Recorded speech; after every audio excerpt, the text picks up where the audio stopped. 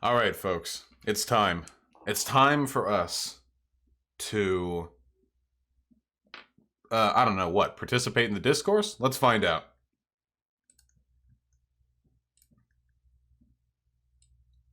All she needs to say is, he sexually assaulted me, he did something, and then it's he said, she said, and I lose my job, I lose my income, I can no longer support my boys. That does not happen. It absolutely happened.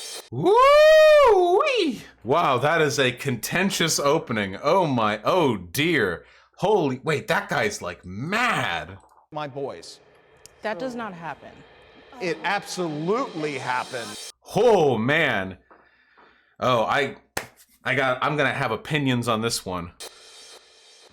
Has pro versus anti Me Too? Has the Me Too movement gone too far? Me too far? If you're on any kind of social media, I am sure you've seen the hashtag MeToo. Yeah, like fucking 5 years ago. Oh shit.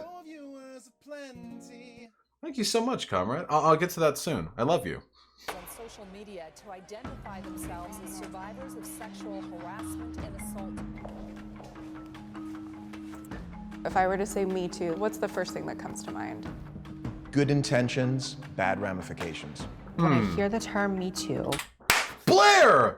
My least favorite trans person. The person I despise so much that they actually have me I'm not sold on whether or not transphobia is actually a good or bad thing. She has single-handedly sold me on being a transphobe, I think. No, that's of course a joke. Take it away, Blaire.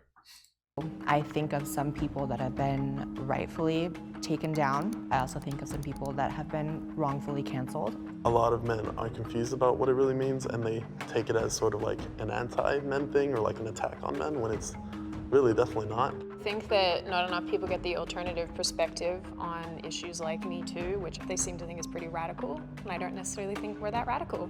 I guess I'm hoping. I just need to say, by the way, anyone who thinks that Me Too is radical is a fucking lunatic.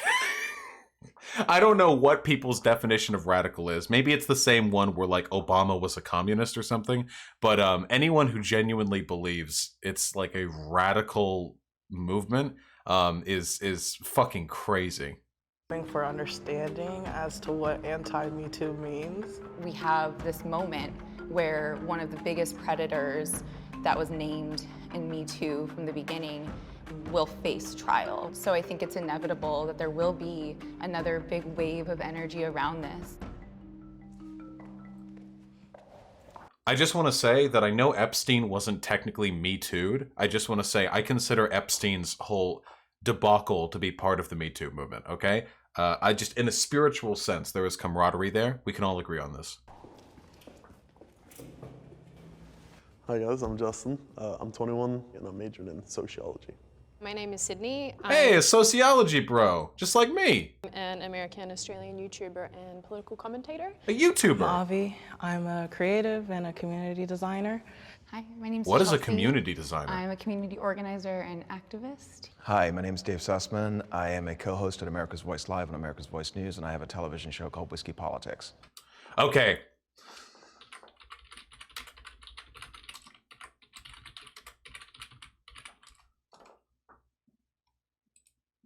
I just want to know.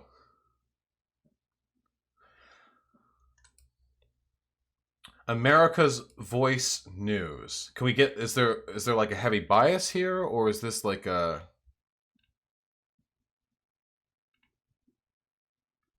Yeah, let's poison that well. Okay, a Trump rally, cool. Left-wing lunacy with like the Looney Tunes, like portrait. This just looks like a big like a vaguely right-leaning news community, you know? Or just another like trash site that spams you with clickbait articles, basically. Videos.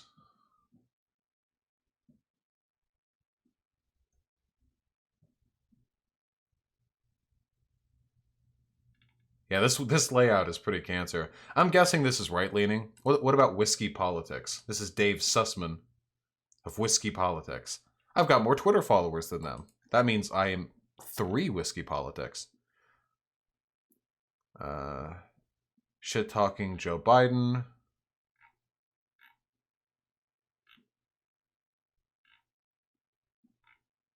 Complaining about CNN being anti-Trump. Okay, yeah, it's just Trumper guys. Okay. Listen, guys, I'm okay with conservatives getting a voice in the Jubilee program. I totally am, okay? What I get concerned about, you know, smidge concerned about, is when people advertise themselves as conservatives or patriots, but then I look at their content and it's fascist. It's openly fascist. So that's what I'm checking for, okay? That's it. My name is Blaire White. I'm a YouTuber. I also do social and political commentary. Shut the fuck up, Blaire! Can I get my pro-Me Too group over here on the left and my anti back there on the right? Is it 4v2? Oh no. Okay, The Me Too movement that one girl. is a witch hunt.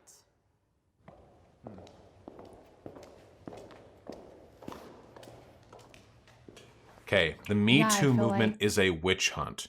All right, let's hear some arguments. Every good intention in the world. Sydney Watson is a fascist? Is that the other girl? The one who's not? Sydney Watson, YouTube. Oh yes, this is the political commentator. These videos are really turning out to be a never-ending episode. Toxic femininity is real. Over sexualization of children in the name of tolerance. Oh! We got a fast channel. Too many white people. The rise of anti-white racism. Complaining about child transitioning. I had never heard of this bitch before. I don't. Is Australia even like a real country? The rise of violent biological men in women's prisons. Why aren't we hearing about this? Yeah, this is definitely a fashy channel. Okay, so now we know. So we have a fascist, a transphobe, and like a conservative dude. World in the beginning, but I feel like it's spiraled a bit, and there's been some people that have been sort of wrongfully canceled, as we say.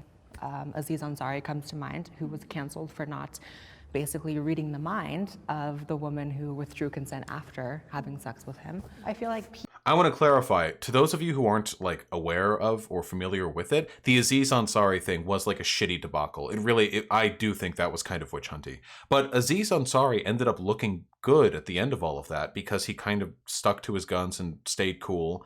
And people came to eventually realize, no, I don't think the Aziz Ansari thing was pretty bad. I really do think he was just like awkward. It was a big nothing. people shouldn't be collateral damage, and rape accusations really destroy someone's life. It's a paradigm now where you have men as the universal perpetrator and women as the universal victim. That's for me what it's become. And I just think it's hugely problematic. And I mean, how can you... Funny from a person who I just looked at their channel and their entire fucking videography, it seems to be consisting of saying that like women are being perpetually victimized by the existence of trans people, white people are being victimized by liberals. I don't know if fascists are the best ones to come forward and complain about other people having a victim complex. Vilify like half the population. Men are not even allowed to be a part of this dialogue. A lot of men are abused in corporations. So it isn't just about women, it is about the abuse of power.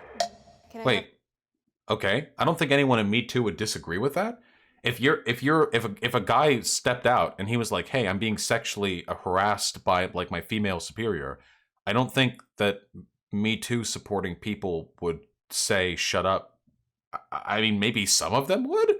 I don't think that men are disallowed from the conversation. Yeah, Terry Crews was a part of Me Too. Yeah, absolutely. Terry Crews was one of the most influential people in the Me Too movement because he came out and said that he had also been subjected to harassment. Yeah. Have my disagreeers come join the conversation? I have a big issue with the term witch hunt. It feels like a very convenient political term to sort of distance ourselves from what's really happening in the Me Too movement. So what would you term it as then? I think it's a movement to examine the power structures and the very real ways that people are falling victim to predation that is upheld by a criminal justice system that allows it to continue to be the case. Damn. Fire. I think that there is a similarity when you consider the fact that many people who support the hashtag and the movement, they really do set aside due process, which is really what happened to women during the actual witch hunts. No, oh my God, such a fucking victim mentality, dude. In the witch hunts, they would murder you because they thought you were a witch. In this, people get angry at you on Twitter for 2 weeks until contrary information comes out. What a fucking beta-ass cuck, dude. I think there is some similarity because due process doesn't apply to the fucking public court of opinion, okay? And conservatives have no right to complain about their vilification in the public court of opinion when conservatives are running a nonstop propaganda campaign to vilify fucking progressive figures. Like Ilhan Omar, for example. Do we want to talk about people who are subjected to relentless false accusations without any sort of legal backing whatsoever? I think that conservatives have absolutely no basis to form a complaint on that front. I think that a lot of times when you see hashtags like believe all women, believe women, and there's no nuance, and that just has to be the case. But when we get into, you're not. I mean, believe women just means like, it's an attempt to counteract the general social tendency to ignore women's claims when it comes to their harassment, you know?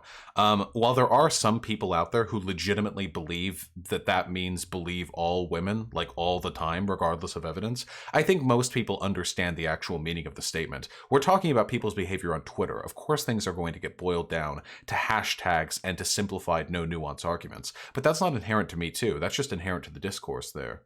Saying believe some women, or you're not saying not all men, that we're not really getting at the core of the issue, which is the abuse. And it's not saying like men are all bad or anything. Yeah, see, she agrees. Vosh, would you agree that hashtag MeToo is mostly a petty bourgeois battle that doesn't really help or concern the worker? What? In Alien Alias, MeToo isn't about the workers. Not everything has to be like a class battle. It's pretty explicitly about sexual harassment and sexual assault. I don't think it's petty bourgeois. I mean, maybe it's been co-opted by some petty bourgeois elements, but I think that women face a very serious, systemic problem when it comes to, the harassment they receive.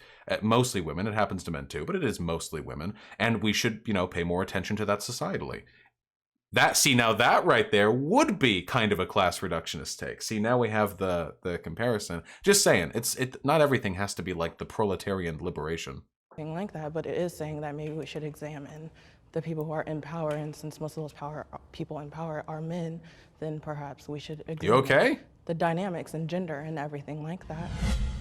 You okay? You're choking up I think a little. there's definitely a space for discussing sexual assault, sexual harassment, and I think that's awesome to bring it to light, but I think that it's become pretty toxic as Become.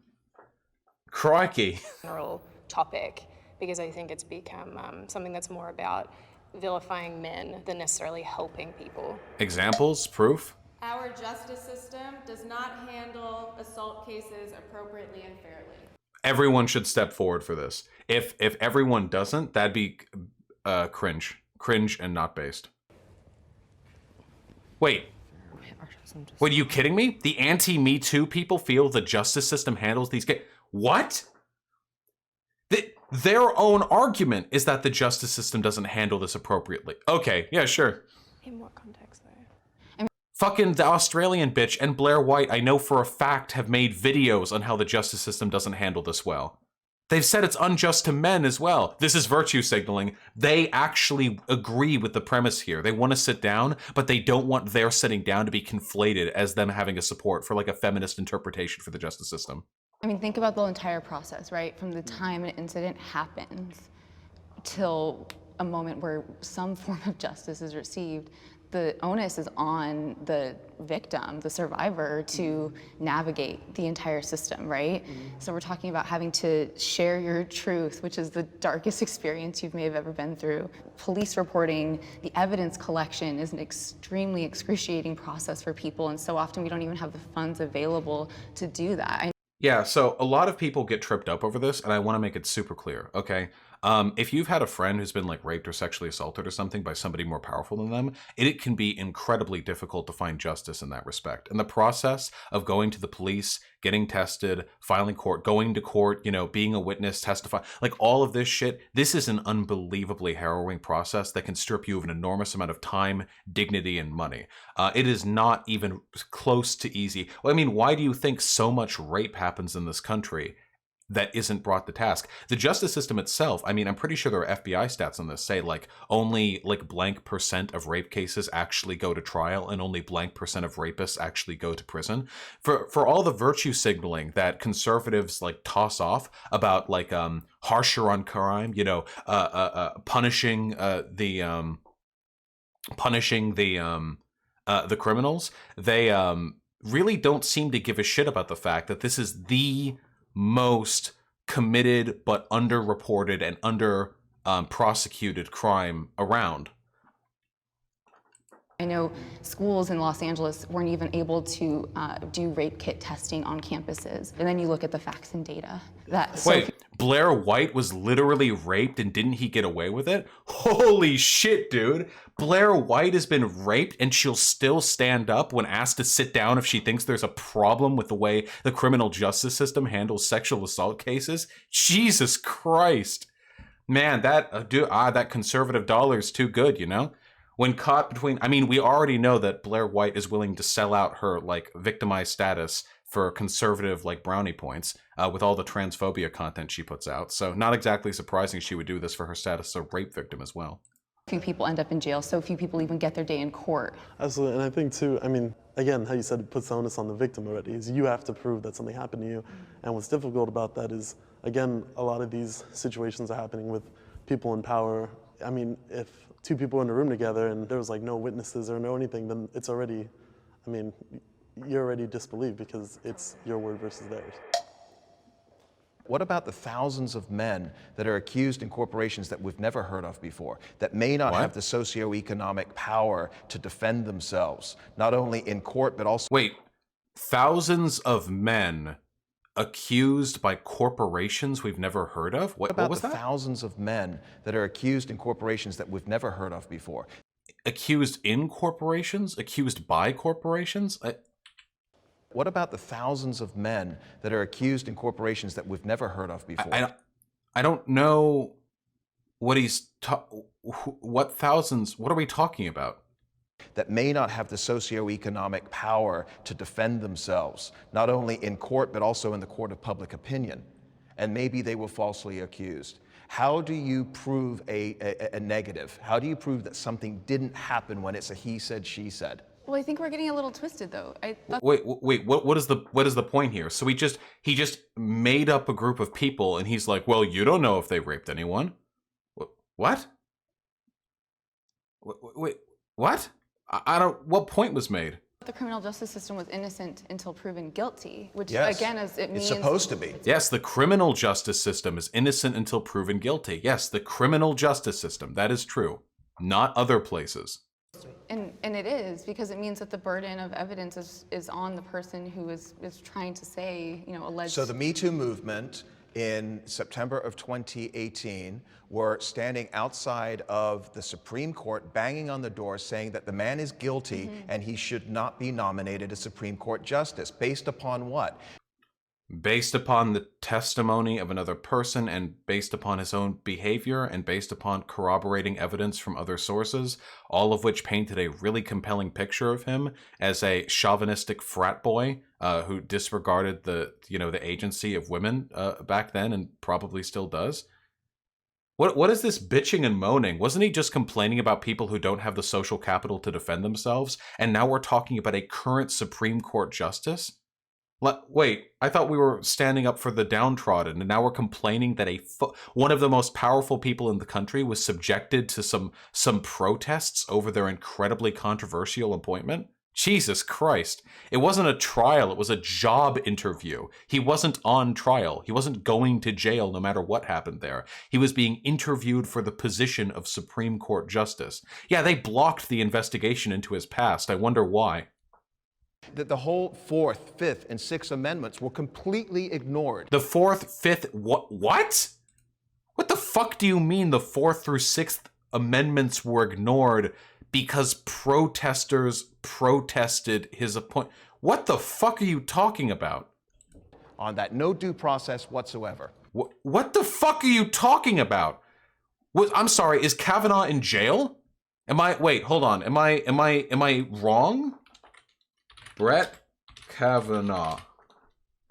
Let's see. Nope, it says he's an associate justice of the Supreme Court of the United States. That's interesting. Maybe this guy got a little mixed up. There was no trial. There was no due process because there didn't need to be, because there was no trial. So I would love to have Brett Kavanaugh have a day in court, and that hasn't happened, right? Because there was no proof provided. So there was then nothing there. So then he's that was- innocent. So what are you protecting? He's innocent then, right? But then why did half of the population of the United States, mostly on the left, including their complicit media, make it sound like that this man was the devil incarnate? Because they don't like him. Wait, again, on what basis does a conservative get to say this? Conservative media demonizes literally fucking everyone on the left with no adherence whatsoever to legal. These are the people who started the fucking birther movement. These are the Ilhan Omar married her brother and is a secret jihadist people. These are the like AOC is secretly a communist who hates, but these people don't give a fuck about adhering to truth in their public court of opinion. What the fuck are you talking about? Complicit media. For one, he completely pivoted because earlier he was talking about your amendment rights to due process, and now he's complaining that the media was mean to him. Complete pivot. No relationship between these 2 points whatsoever. Keep jumping. This guy's had media training too. And they believed it, period. No nuance, no evidence needed. Believe I think all- The fuck do you mean? This is a non-argument. Women. Exactly. What I'm hearing is, oh, well, it ruins lives. And he is on the Supreme Court currently.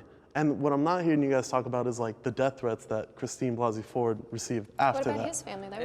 Yeah, now that's an excellent question right there. That's an excellent question. See, what happened after all that? After, the investigation into his past was blocked, Kavanaugh is now a Supreme Court justice. Ford, the person who accused him, despite no evidence being provided to the fact, was absolutely fucking railed by conservative media and received hundreds, if not thousands, of death threats, because she had the audacity to, while he was being appointed to the Supreme Court, step up and tell, allegedly of his sexual assault against her. And she received an unbelievable outpouring of destructive hatred. That is what Me Too is about, fundamentally. Me Too is about correcting that. This bullshit, this fucking virtue signaling cunt over here, the fucking dude, and Blaire White, all of them, I guess, all the anti-Me Tooers, complaining about Kavanaugh being roasted in the court of public opinion and due process not being followed, when it was A, a job interview, not a trial, B, public opinion has nothing to do with the amendments, and C, the person who accused him has her life ruined, whereas he is currently a Supreme Court justice. Fuck these people. Get these fucking people out of here. I feel like we're done with the video and we're a third of the way through the video. But you know what? Just keep it going. Let the suffering. I would have received death threats. No, But but you guys are talking about him. You're not talking about her. To me, I just think there's this assumption that, oh, you can't disprove a negative, but really it's easier to say that this woman is coming forward or this man is coming forward because they want to get ahead in their career than it is to say that this person who we've trusted in our company, this person who we've trusted in this industry has been abusing that power for years. How is it that all of these women are all of a sudden just coming forward? Maybe they're coming forward now because there is a space, and maybe because of the nature of trauma, they are just now really kind of like addressing what had happened to them. Yeah, this is this is how it works. This is why people tend to come forward with accusations in waves. Remember what happened to Bill Cosby? When you have an incredibly powerful person like Weinstein or Bill Cosby or whoever, who engages frequently in sexual impropriety, there is a massive institutional weight in their favor. What, you want to be the lone woman to stand up against a huge media figure? They'll bury you. Bill Cosby, people like that, they have got lawyers out the ass, they've got huge amounts of money, they have a massive amount of plausible deniability and public love on their side. So it's really difficult to come out as a single person against them. Like really, really difficult. And your life can be ruined for it. So when one person steps up, or when the space is made so people can step up, a lot of people tend to step up at once and run their accusations, sort of collectively. I'm a rape victim. I was raped at 18. We're bringing it back. What's up? I understand that you don't really come to terms with that sometimes until like a while later. Like I wasn't able to like really be like, say the words I was raped until I was probably 23, 24, which is like 5 years after. The harsh reality is if you don't seek justice immediately, you don't get a rape kit, and you come forward 20 years later, there's not really gonna be much of a case for you. So I think— Yeah. But whether or not there's much of a legal case for you does not mean there's no validity to you sharing your story publicly. what's really important is that, yes, like supporting people who come forward with these accusations, but also teaching people of any gender that when something like that happens to you, you have to immediately seek help. So this is mixed advice. On one hand, if you want criminal justice to go after who raped you or assaulted you or whatever, doing so immediately is probably the best option. That's true. However, Blaire White is being disingenuous here because the actual goal of what she's saying is to delegitimize the perspectives of people who, for very good reasons, don't immediately go after their abuser, rapist, whatever. That is the actual goal of what she is saying there. Everyone knows that you should go after somebody immediately if you want the case to still be fresh. But what conservatives try to do when they speak in this subject is they try to bolster narratives that would serve to delegitimize the perspective of as many accusers as possible. To me, it's like revolutionary in the sense of giving power and voice to people who are kind of told to be silent because it's more comfortable for society and for predators who may be in powerful positions. I fear false accusations.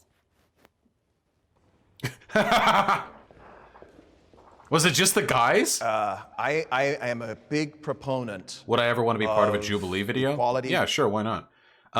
You know what? Actually, can I speak on this for a second? Can I speak on this? I maybe this is a bad idea, but on the false accusation train, I feel like I actually have something to say here.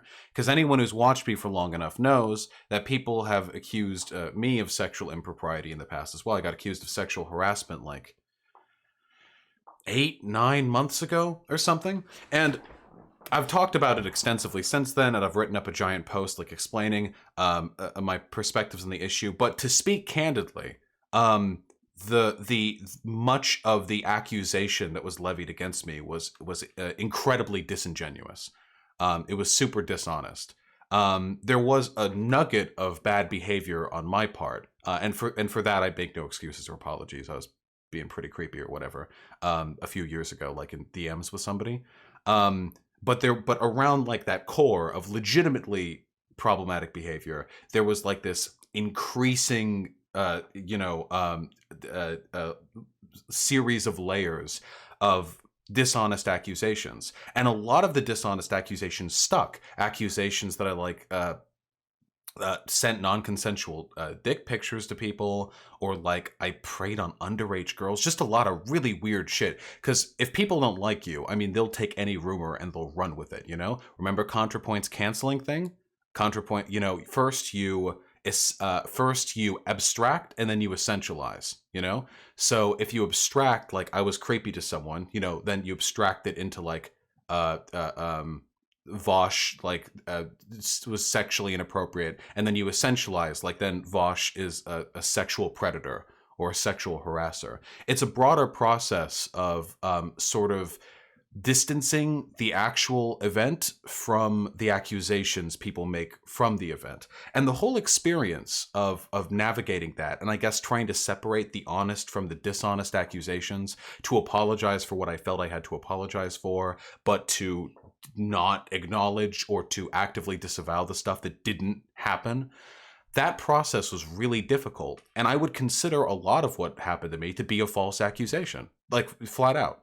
And from that experience, I can say this: I am kind of scared of getting falsely accused. I have just stopped engaging with like people on Discord in any familial way.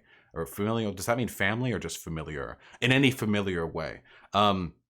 I used to be really, a lot more lascivious with folks that I trusted online, but now I don't do any of that because after that one legit ish accusation, there were people making up like complete bullshit accusations. There was this one person in particular who's since been banned from my Discord, and a bunch of others because they turned out to be fucking crazy. But like a year ago, they were hardcore flirting with me in my DMs. And at the time, I was a little baby streamer, you know, whatever. Some cute person's flirting at me, cool, whatever. And I flirted with them a little bit back. And time passed, and the original accusation came out. The one from Poppy, the one about me being like creepy. And then a little while afterwards, this person, that person who I had flirted with at their behest some time ago, posted, I shit you not, my nude pictures on Twitter without my consent. So this is already revenge porn, saying, Vosh sent me this without consent. I don't even think this is him. I think he took these pictures from someone else. After getting a team of scientists together to verify that the cock was in fact mine, you know, the exact same scars, boils and what have you, you know, after that accusation had been put to bed, you know, I put out pictures of the of our interactions where they were hardcore, like initiating every flirtation. But all it really takes, because some people took to that, some people were like, you know, oh shit, another thing Vosh did. The problem with accusations like that is that they really do spread without any proof, and that it is possible to manufacture outrage against people with almost no evidence. If you really want to, like, you could, with almost any person you've talked to, you could find a way to craft and cultivate an accusation that would seem legitimate if you could just get the traction. So I do legitimately worry about false accusations to an extent, and I do things to protect myself from those. Like, I very rarely engage with people anymore unless it's for purely like business or informational reasons, and I'm very, very clear about like the language that I use with like business contacts to make sure that nothing comes off as like flirtatious, because that, you know, maybe like one day they don't like me and they're like, look at all these times Vosh was trying to flirt with me, when at the time I was legitimately just trying to be friendly. You know, I am careful about that.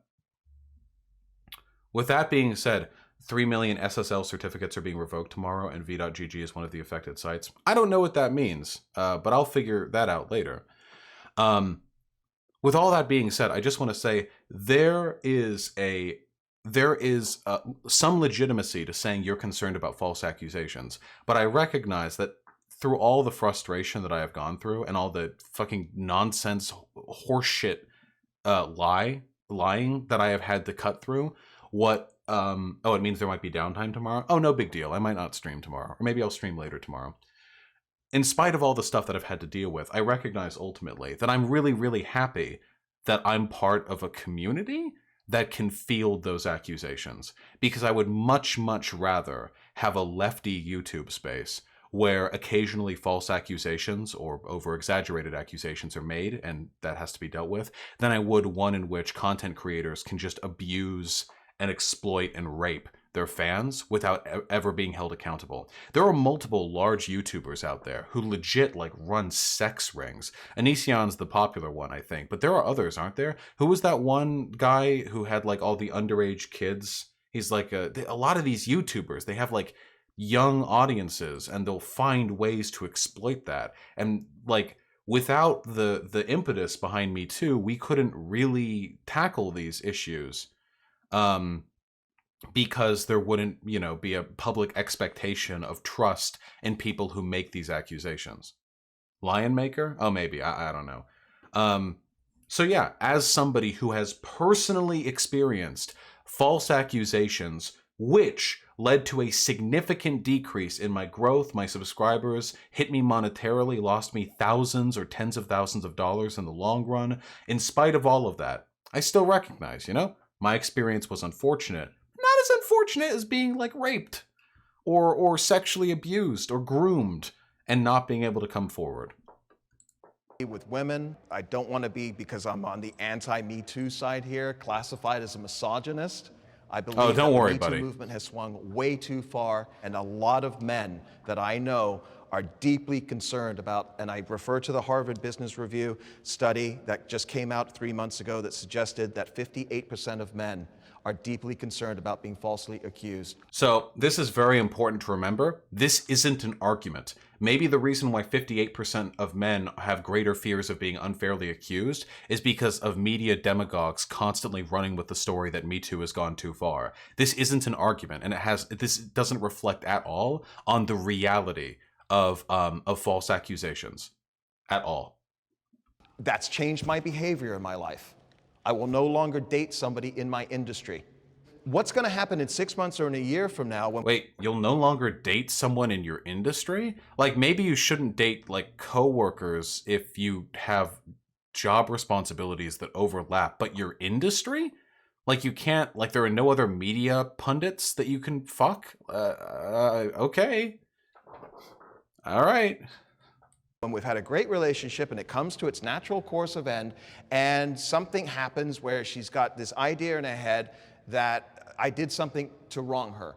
All she needs to say is, he sexually assaulted me, he did something, and then it's he said, she said, and I lose my job, I lose my income, I can no longer support my boys. Okay, so to clarify,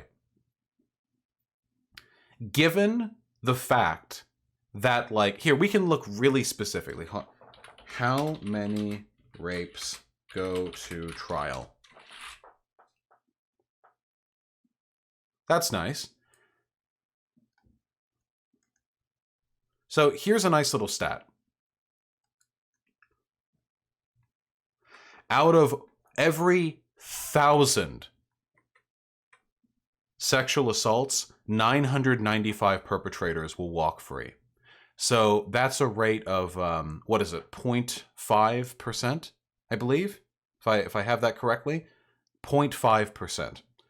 So about a fifth are reported to the police, of which 5% lead to arrest, of which 1% get referred to prosecutors, of which 0.5% will lead to a conviction, of which about 0.5% will lead to incarceration.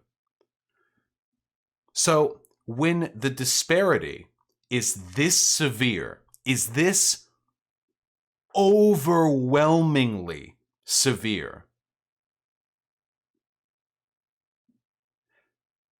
that means, frankly, that I consider addressing this problem to be worth the potential increase in false accusations, which I believe are highly overstated by people like the guy in that video. Do they happen? Yes. Are they bad when they happen? Absolutely. Should women lie about sex? Of course not. Should you make up false accusations because you're mad at a guy? Fucking no. That's a crime. Should you should you believe that you can retroactively revoke consent for sexual interactions that you've already had?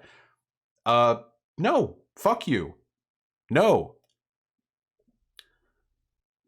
But this purported epidemic of false accusations is just fear-mongering.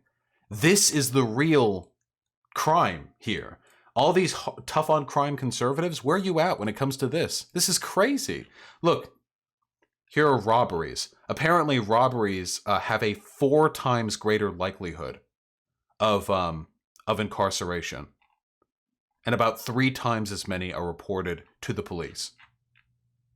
Assault and battery. Oh, that's nice. Assault and battery. That's about, what is that, 4.6? That's about 7 times as many incarcerations for assault and battery than for sexual assault. Sexual assault is by and large the most underreported and underprosecuted crime out there, with apart from, I don't know, fucking jaywalking, illegally downloading music. I don't know. This is what I am concerned about most.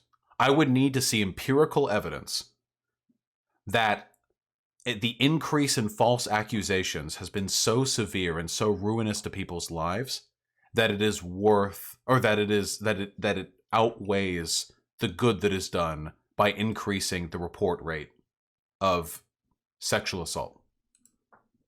That does not happen. It absolutely It does happens. not happen It very happens often. every single day. No, mostly can't just pretend people it are doesn't pushed happen, off. Okay, it could happen. It does happen. Obviously, it does happen. Like, there are false accusations out there. I think what she's saying is that it doesn't happen to the extent they describe, and it doesn't happen so much that it's more of an issue than the actual rapes that take place. I think that. What are the stats on false allegation convictions? Well, almost nobody is arrested or tried for false accusations because proving that is incredibly tough. But we can look at some stats. How many false accusations of sexual assault are there?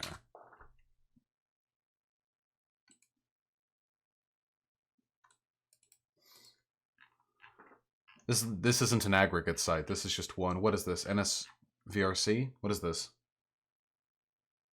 This project is supported on the Office of Violence Against Women, U.S. Department of Justice. Okay, what are we looking at here?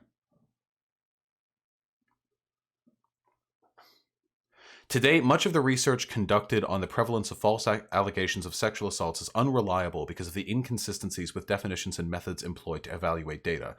A review of research finds the prevalence of false reporting is between 2 and 10%. The following studies support these findings, and then listed these.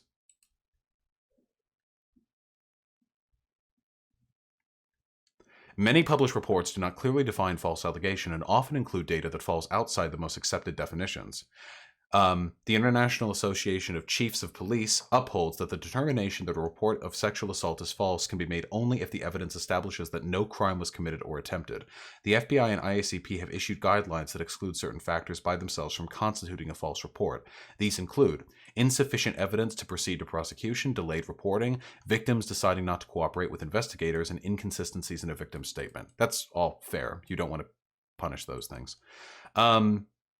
Research shows that rates of false reporting are frequently inflated, in part because of an inconsistent definition and protocol or a weak understanding of sexual assault. Misconceptions about false reporting rates have direct negative consequences and contribute to why many victims don't report sexual assaults at all. To improve the response to victims of sexual violence, law enforcement and service providers need a thorough understanding of sexual violence and consistency in their definitions, policies, and procedures. Yeah, there you go. So between 2 to 10%. I mean, this is a very difficult thing to empirically prove because you can't ever really know if somebody's telling the truth or lying unless you nail them in like the parlor scene. But yeah, this is just not like this destructive, life-ruining problem the same way that the massive rate of sexual assaults is. That you're talking about, well, men are scared now to, be alone or whatever, and I think that's really just like men finally being held accountable or maybe not even held accountable, just like be aware of the space that you're taking up. And I don't like this messaging at all. The way this guy is talking makes it sound like he's saying men should be afraid to be alone with women because that paranoia is like punishment for them being like on the top of the patriarchy. I don't like that framing at all. And your actions. So yeah, we're talking about false accusations, and I've been falsely accused of sexual assault, and absolutely nothing has happened to me. My reputation is not ruined. I can get a job, I can go to school because I didn't sexually assault anyone. With all due respect, you're at a much different place in your life than other people who have careers, who have jobs, who have families. You're a college student, and you are not at a place right now where you're carrying those responsibilities. But I think like why are you? I don't see like this evidence of like people being fired from prominent media positions for false allegations of sexual assault. It's funny this is coming out now because Chris Matthews announced his resignation due to sexual assault or sexual harassment allegations like yesterday. Bye-bye. See ya, loser. Goodbye. Yeah, mounting criticism. What about the sexual harassment allegations? Is that not being discussed in this article? Are they really?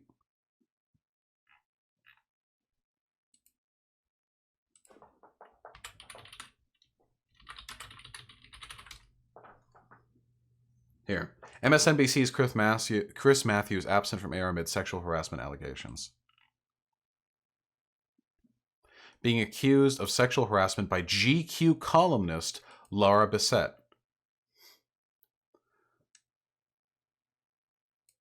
In 2016, right before I had to go in a show and talk about sexual assault allegations against Donald Trump, Matthews looked over at me in the makeup chair next to him and said, "Why haven't I fallen in love with you yet?" Bissett wrote. When I laughed nervously and said nothing, he followed up to the makeup artist. "Keep putting makeup on her, I will fall in love with her." Another time, he stood between me and the mirror and complimented the red dress I was wearing for the segment. "You going out tonight?" he asked. I said I didn't know, and he said, again to the makeup artist, "Make sure you wipe this off her face after the show. We don't make her up so some guy at a bar can look at her like this," Bissett also wrote. "I'm pretty sure that behavior doesn't rise to the level of illegal sexual harassment," she added, "but it undermined my ability to do my job well." And after I published a story about it, even though I didn't name him, dozens of people reached out to say they knew exactly who it was. That's another consistent pattern. You know, one person speaks up about a media figure being like a creep, and then like a billion other women who have worked with him will be like, yeah, me too. Yeah, totally. This fucking guy. I mean, this seems pretty substantiated. There was another person present. A bunch of other people corroborated these stories. I don't see... This, they always talk like this is happening all the time. I don't see false allegations ruining the careers of people. I just don't see it. Where is this happening? Can somebody find this for me? I have no doubt that it has happened in some instances, but the idea that this is just like creating a specter of paranoia that is leading to the destruction of so many hardworking men's jobs and they can't feed their family. Just where? Women aren't like vindictive bitches any more than men are vindictive bitches. I don't think there are a bunch of crazy women out there who are just like, you know, clamoring for the opportunity to ruin the career of a man at the expense of their own career and livelihood, because very often there's huge backlash. I mean, if you know you're a good dude and you don't inappropriately touch women, like what? He doesn't know the women are good women. So for the past 30 years, I've been working in corporations, and I've worked with a lot of phenomenal, incredible, dynamic, powerful women. Okay, simp. No! Business trips. Incredible, dynamic, powerful women. Maybe 10 years ago, I was going on business trips and we were having dinners and, you know, people are having drinks and things can happen. I'm not suggesting that anything inappropriate happened. But today, that would not be something that I would entertain. This isn't an argument. I used to go out for drinks with coworkers, but now I won't because I'm scared. Isn't an argument. That's not an argument. It's not. It's not an argument. It's not about me being uncomfortable. It is that 58% of men, that's 60% almost of men today say that they are uncomfortable. Again, this isn't an argument. You know who else does this? White supremacists will do this too. They'll say like, hey, have you seen this poll that 52% of white people feel they've been the victim of racism? Seems like a lot of white people are experiencing a lot of racism. So as I was saying, thanks to this conclusive evidence that white people are the most discriminated against racial group, I think we need a white ethno-state to protect ourselves. They will transition from opinion polling to existing data to prescriptive judgments made as though that data is real. I don't give a fuck how many men % feel comfortable or uncomfortable. That data can be manipulated by media. I want to know what the actual harm is. Sargon of Akkad did this as well. Sargon of Akkad, well, you know, I can't do Sargon's voice, I'm not even going to pretend. Well, you know, 68% of working class Brits don't want immigrants, so we shouldn't have immigrants. I don't fucking care. That's not an argument. That's not an argument for whether or not immigration is good or bad. They do this all the time. Being in a business relationship with a woman where they cannot be on a one-to-one, and that is impacting women in their ability to progress in corporations. And What? Is he implying that the fact that women are now more comfortable accusing their male coworkers and superiors of sexual harassment is preventing women from rising in corporations? That's how you get women into the upper echelon of business, you know? You muzzle them. Make sure they don't feel comfortable accusing any of their male coworkers of impropriety. I don't want to see that. I fear false accusations. This would literally be like there was a trend to expose racism in business, and some guy's like, well, of course the blacks aren't rising, you know? Nobody wants to be around them. They're afraid they're going to get racism too'd, you know? Maybe they should stop pointing out when whites are racist and we'll let them back up into our fucking country clubs. It's because when we actually look at what a false accusation is, it's an incomplete accusation. Or it's a lie. It can be a lie too. Or it's an accusation where the police were unable to obtain all necessary information in order to pursue whatever truth was there. That is true. Conservatives will very often say that an unsubstantiated accusation is a false accusation. Those are not the same things. Just because the courts didn't rule in your favor, just because you don't have the evidence to support your claim, does not mean you were lying. Big difference there. You're right, there could be a small percentage of lies in there, but we also can't get blinded by what we think or want to think a false accusation is because it's politically convenient, because we want to, make it sound like, well, it's your responsibility to ensure your economic future, so, take it as a serious threat that I don't want to be with women in a space because of what's happening. I feel like all of us are talking about real harm, real harm. And so it's sad that we talk about false accusations and we start throwing all these distractions out there when there's real harm. True. On one side, hey, 0.5% of rapes actually lead to convictions. We should do something about that. And on the other side, they're like, well, some men are scared of getting accused. Like, all right, a lot of parity here. We could probably all be really good at solving together. I think that the MeToo movement is an extremely important subject. It's changed our politics.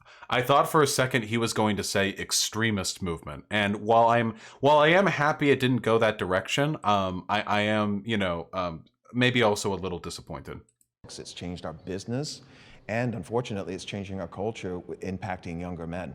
The idea of having confidence to go and talk to a young woman that you find attractive, that builds confidence in men. And if they don't get that confidence from that, they're not finding it. Holy shit, dude! You're right. We should discourage women from coming forward about who's raped and harassed them, because men need to have an impermeable sense of safety and confidence when approaching women, with no threat of them being able to in any way impugn them for misbehavior. Absolutely.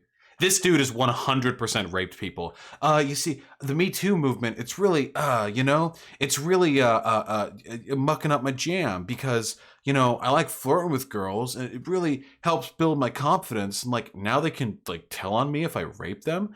Holy shit, dude, seek help. I can talk to women just fine. I talk to women all the time. I'm great at it, I can even fucking flirt with girls if I want to. I have never felt like I'm teetering on the brink of a fucking sexual assault accusation. And what are you doing to girls that simultaneously builds your confidence but puts you at risk for an assault allegation? Elsewhere, and we're starting to see men turn inward. They're playing video games more, they're going to porn more, they're not getting off the couch, and that's going to impact them later in life. Literally, what about the men? Well, we could deal with the epidemic of unaddressed rape in our society, but what about the men? Holy shit, dude. Do you think there might... Hey, what do we call a culture where conservative demagogues are framing holding men accountable for raping women and men being able to build confidence at a young age as two mutually exclusive things? What do we call that? What kind of culture is that? Where the ability to for women to seek justice for assaults they experience is framed as the opposite of men's emotional gratification. Would that be a rape culture, perhaps? This guy's fucking crazy, dude. The lines between harassment, assault, and rape are being blurred. I have personally been called a rapist for doing something that would struggle to be described as harassment, so I'm going to actually say yes on this, but not in a legal sense, only in a common discourse sense, and that people do need to be careful with their definitions. I don't think that makes me anti-Me Too, which is, Twitter's fucking terrible. Yeah, Blaire? Yeah, Blaire? Are being blurred. Nice. Y'all don't agree at all? Okay. So if you're in the workplace, Blaire, can you stop with the political content and just be the fucking fashionista makeup tutorial diva YouTube live blogger that you've always wanted to be? and somebody puts their hand on your waist and it's unwanted, and you go to human resources, the person who did that could be accused of sexual assault. No. I've never heard of that happening in my life. We can just make up stories too. A person putting their arm around you is sexual assault? What's the definition of sexual assault? Like legally.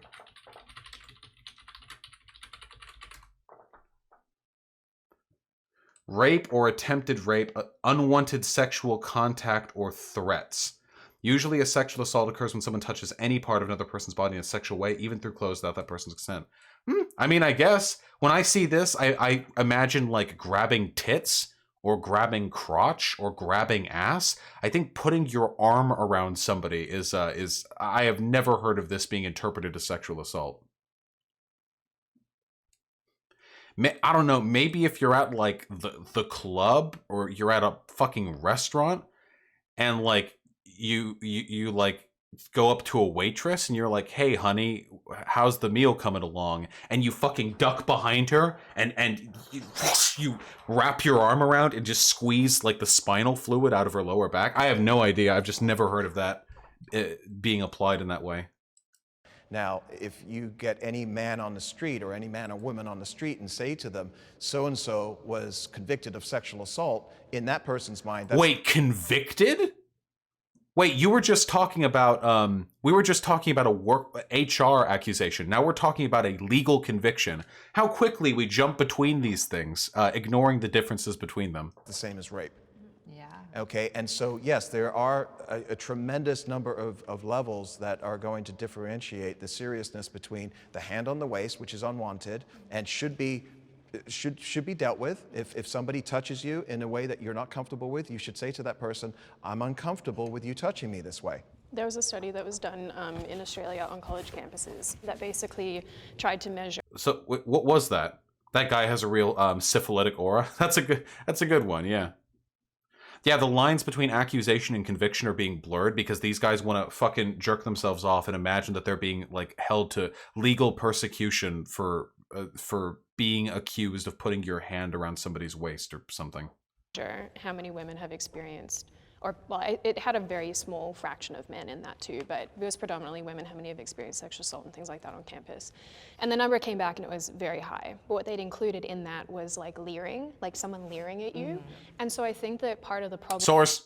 I would love to see a source in college campus sexual assault data, including leering as a form of assault. Please. I would love to see that substantiated. Obviously, if that is the case, that's incredibly stupid. The problem is that none of this is cool. Like, none of it's okay, none of it is acceptable. But I think what's happening is that we're conflating these things that are not on the same page. Right. And all it does is inflate the numbers and makes things look much worse than they actually are, and it doesn't reflect the reality of how things actually are. Wait, what are the sources? Is there a source on that provided in the video description?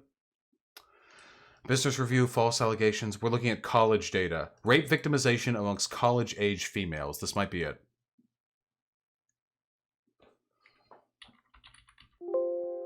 Okay, there's no word leer. There's no word staring.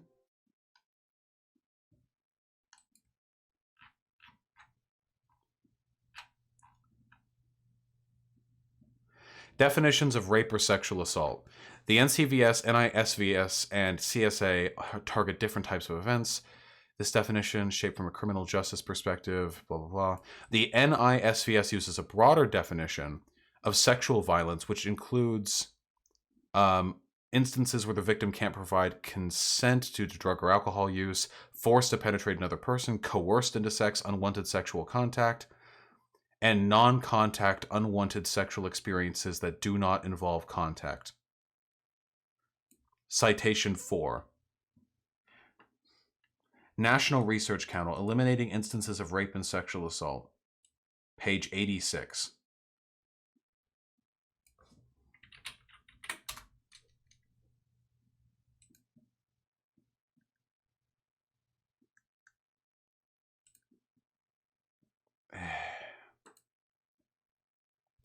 Oh, is this the Is this the piece of information that Sean debunked in the Sargon video? Is this the same one? So it looks like one survey type uses a broader definition of sexual violence, which could potentially include unwanted sexual experiences that do not involve physical contact. But that does not necessarily mean leering. An unwanted sexual experience that doesn't involve physical contact could involve like jerking off at somebody while staring at them. Like that is an unwanted sexual experience that doesn't involve physical contact. That could involve like nutting into your own hand and like flinging it errantly, like as ropes of cum, glisten in the air.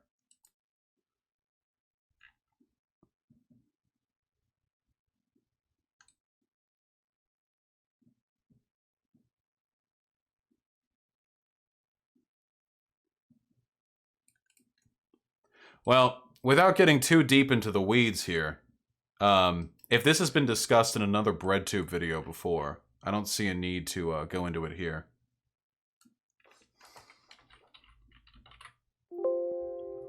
No leering. Wanted sexual...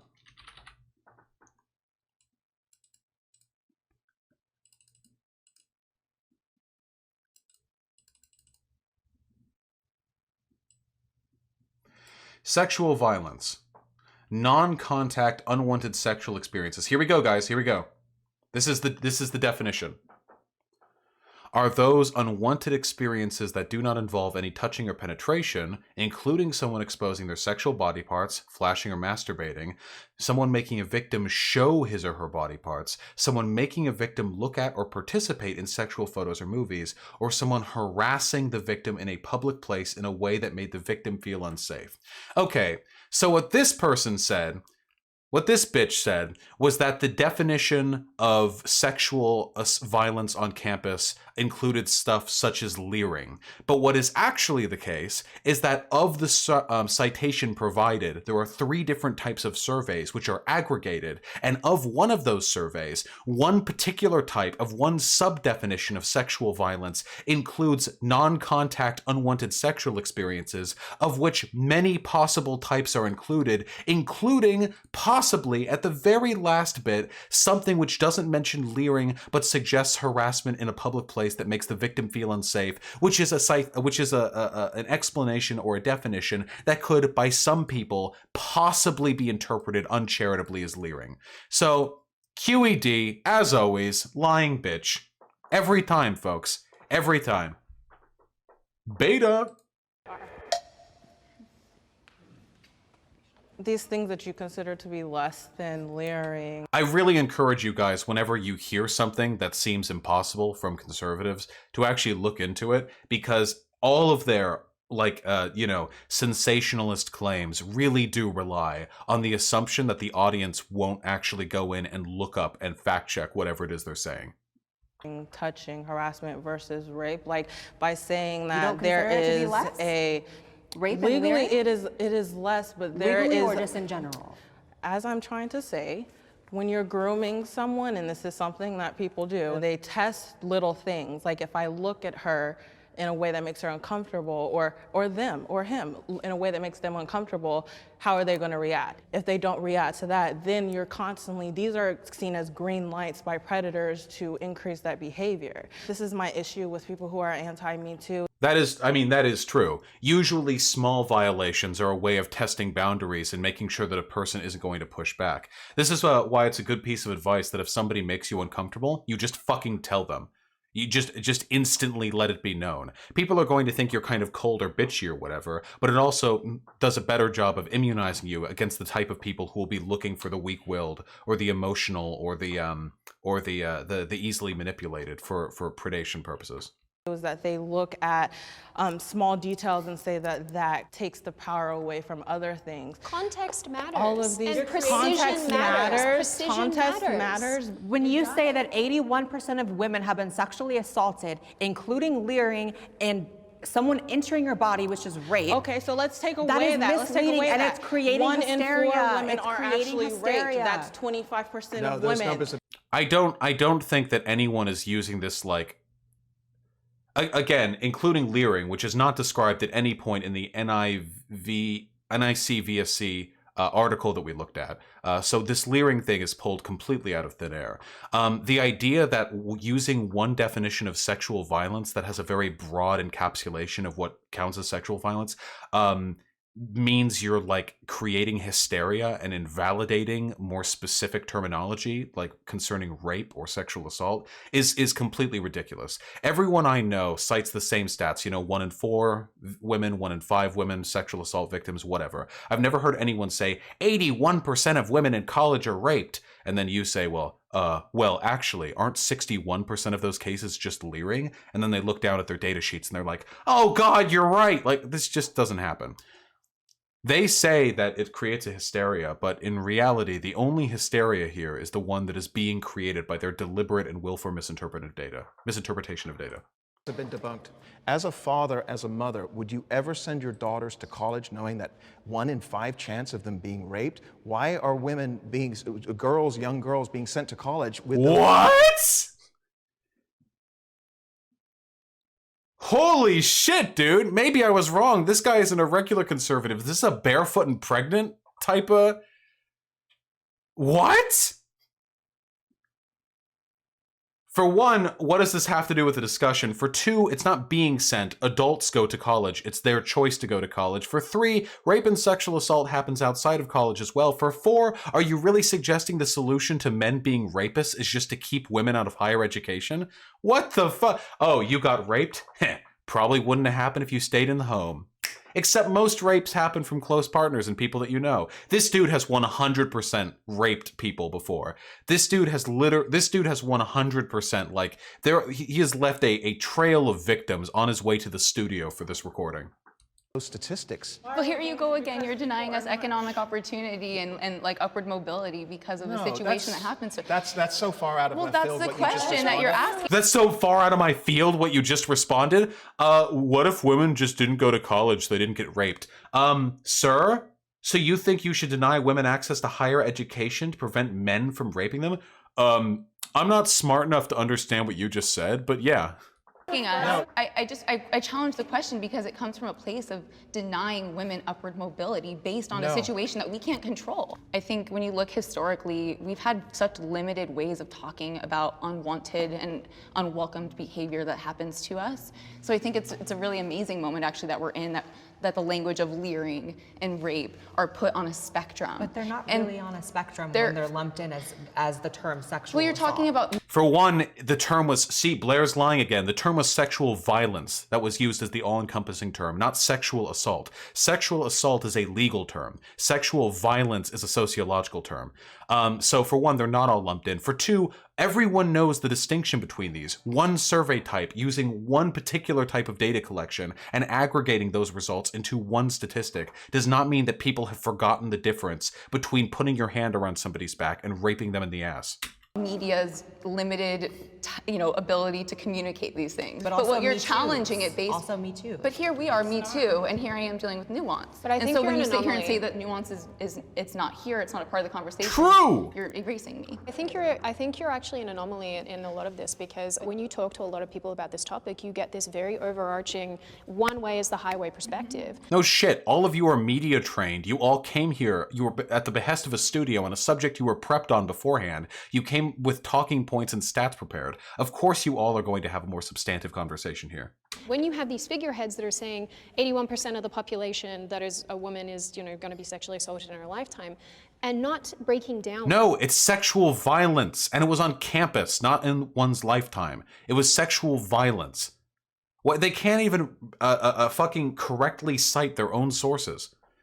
And they're really obsessed now with this one stat. That's the one stat. I've never even heard this stat before. The 81% stat, sexual violence. I've never heard it before. But they've apparently heard of it, and they're really mad about it. So now they're going to pretend that there's this epidemic of people who are using it as like a catch-all descriptor of sexual assaults, even though that's not what it exclusively describes. And what that means, that's huge. And then you have young people who are being influenced by that. So no, Young people who are being influenced by that. intellectually dishonest to run with something like that. And the worst part is, sorry, Blaire, Never heard a Me Too person cite that statistic. It's literally just one survey type. all we ever talk about is women. I am so sick of hearing about women. I hate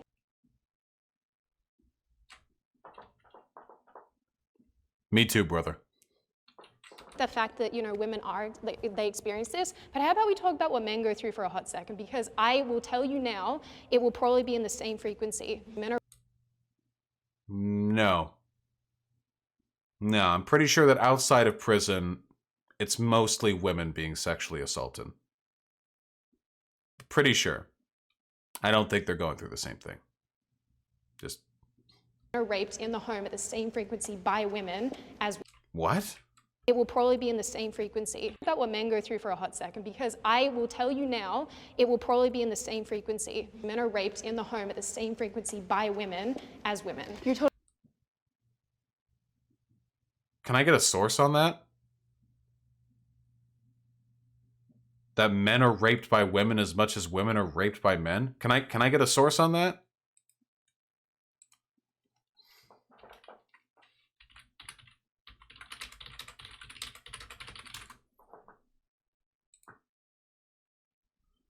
Rape of males by females.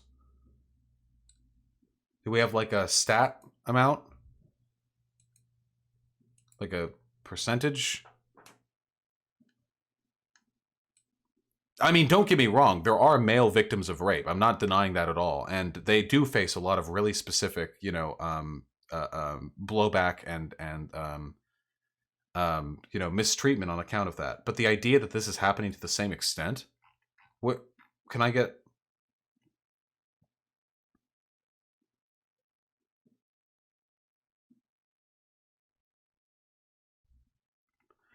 It's hard to get good stats on this because it's so underreported. Yeah, men don't report the sexual assaults they experience very much for fairly obvious reasons. In incidents of sexual violence reported, 38% of the victims were men. But this is sexual violence. We're talking about sexual assault. Sexual violence is one of those broad catch-all... Yeah. This is conflating domestic violence with rape. Yup! 100%. Domestic violence is very often reciprocal. However, rape and sexual assault is definitely something that... Yeah, look at this. 1 in 5 women and 1 in 71 men will be raped at some point in their lives.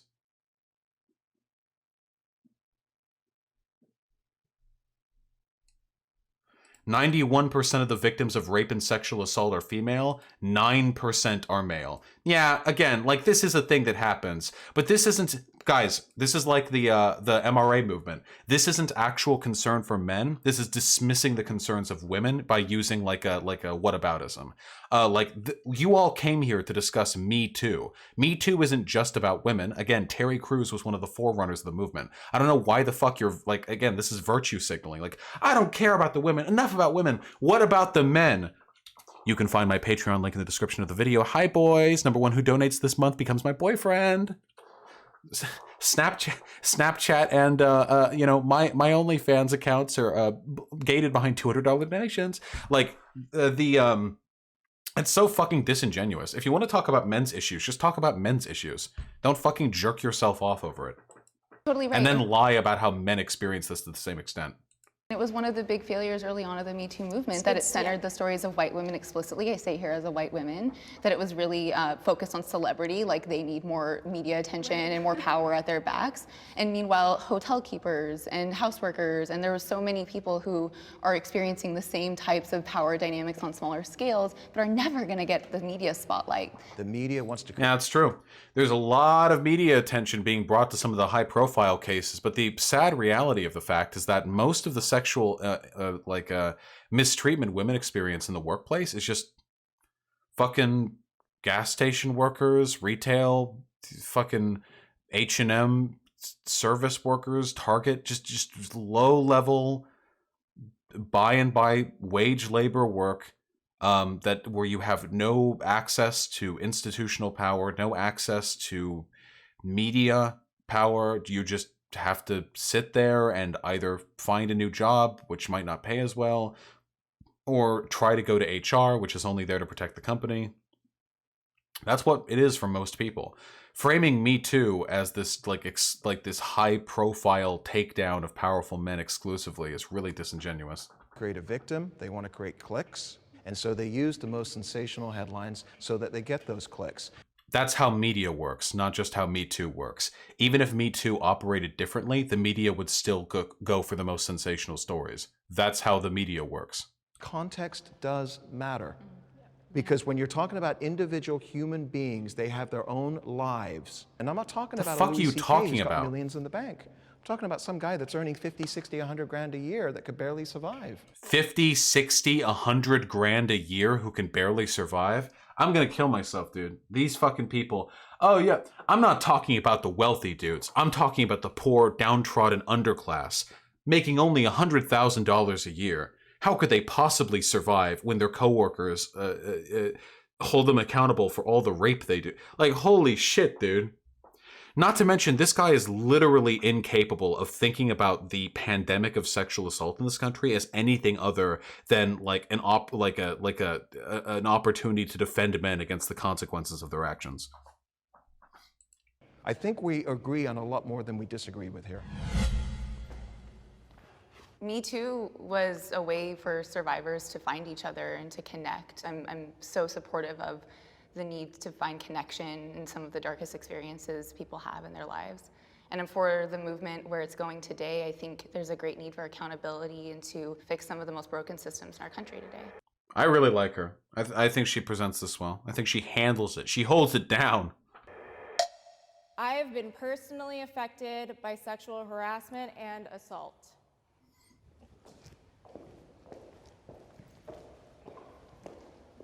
Hey, my dude. My dude, it counts as being affected if you were the one doing it.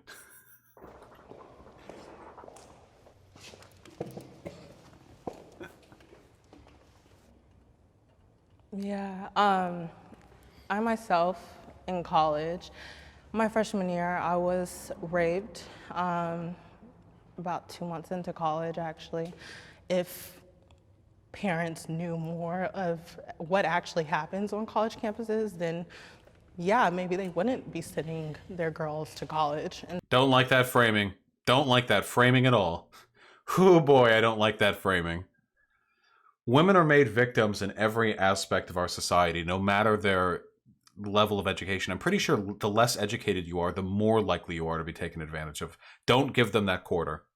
And so to know that I went to a school that purposely misrepresented the dangers on campus, and also... That is true, though. That is a big indictment against college campuses, because very often colleges will lie about the frequency of crimes or assaults or mistreatment or whatever on their campus in an attempt to bait in freshmen, because they don't want a big media shitstorm, you know? That's why if, like, you're raped on campus or something, when you go to, like, the campus police, they will do everything in their power to help you, like, to try and get this settled without actually involving, like, the real police with a real...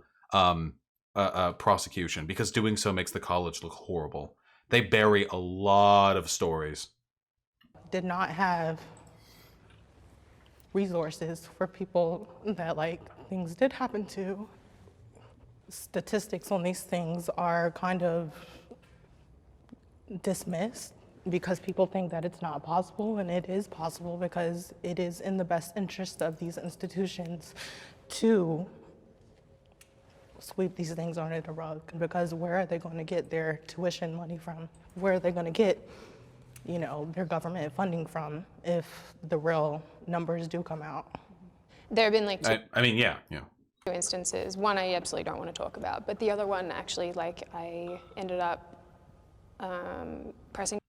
Yeah, Humboldt didn't let anything out to the point where students started posting flyers around campus warning people of the rapists on our football team. That's pretty based. Hyena, that's pretty fucking based. Charges, and he got thrown out of court because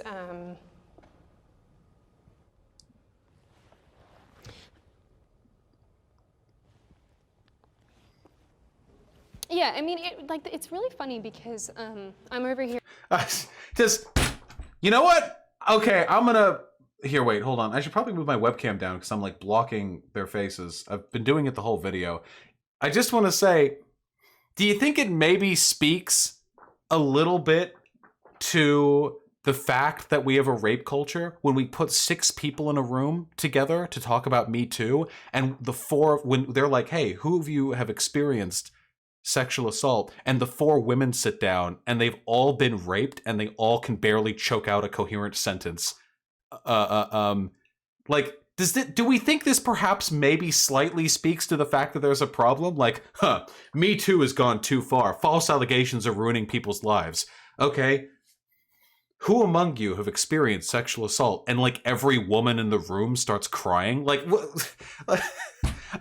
almost every female friend I have has been the recipient of sexual assault or violence or rape or whatever at some point in their lives. Seriously, it's such a common thing. I think 1 in 4 is probably understating it significantly. I wouldn't be surprised if the rate for sexual assault on women over one's lifetime was as high as 1 in 3 or 1 in 2. We just don't know because nobody fucking reports, because reports aren't taken seriously. That's what Me Too is about. You're like, I don't think things are on the same level, but things impact you in like bizarre ways. But yeah, like because the perpetrator wasn't white, and because he was like, I'm, you know, part of like a certain religion. Wait, are we being real? And the police were basically just like, we can't because of cultural differences, which I don't feel like is such a good. What? Bullshit. Are you fucking kidding me? Did she turn her fucking rape confession onto how the rape fugees, fucking Ahmed Muhammad, raped her and the police were like, oh, we can't persecute brown people? Bullshit! Bullshit! In fucking Australia?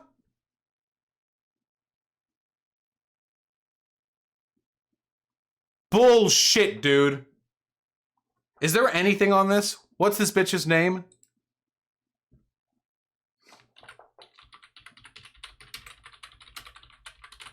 Cultural differences?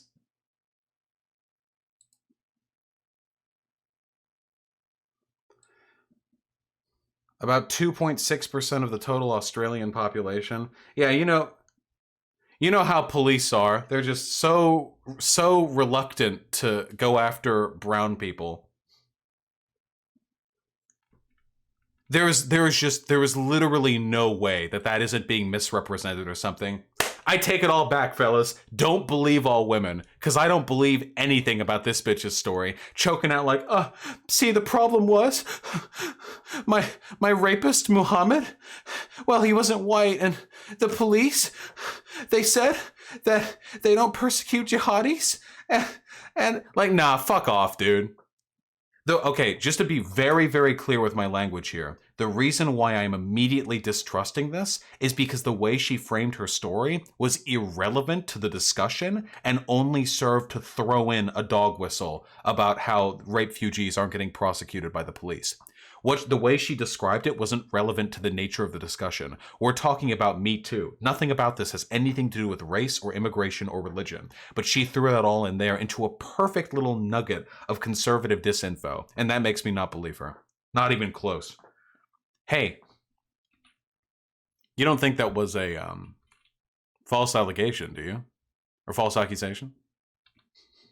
Maybe it's happening live. Maybe she's demonstrating why Me Too has gone too far.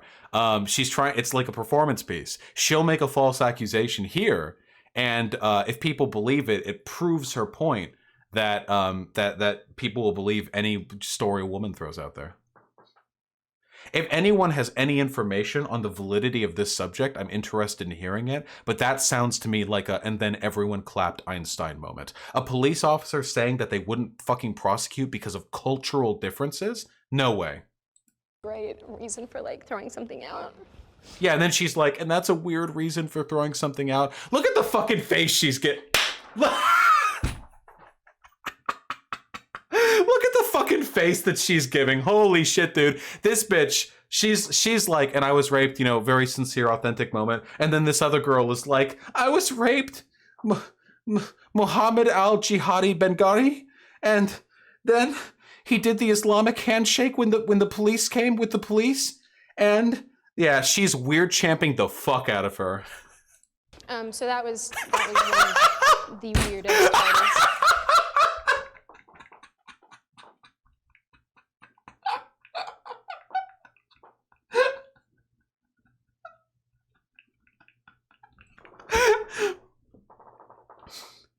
And then I told the police that I was raped, and the police were about to arrest Muhammad, but then they got a call from somebody with and I could hear the voice over the phone. The voice sounded very Semitic, and the voice said that the police couldn't prosecute Ahmed. So then the police left. Okay, dude. Most, I guess, insulting experiences to go through. But it's funny because as we're talking about all of this, the thing that keeps coming up for me is one of my best guy friends, and we've been friends for nearly a decade. I don't know how it came up, but he goes, oh yeah, no, I was sexually assaulted.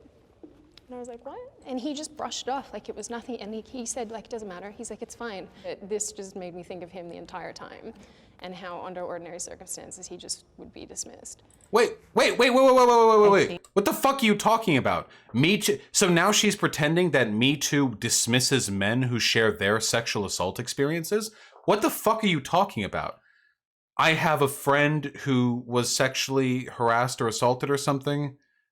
And while talking with you guys, I was thinking about how no one would have taken him seriously. What the fuck are you talking about? I think what was said was really interesting about how trauma like affects you in different ways. Like, I was raped like pretty brutally when I was 18, and I like convinced myself right after that it was somehow my fault because it was on a date with this guy who was quite a bit older. I think he was like 30, and I guess when I was getting passionate earlier about like things like leering, getting conflated with rape, it's because nobody conflates these things. I mean, I guess if you go look hard enough on Twitter, you'll find somebody who does, but nobody seriously conflates these things.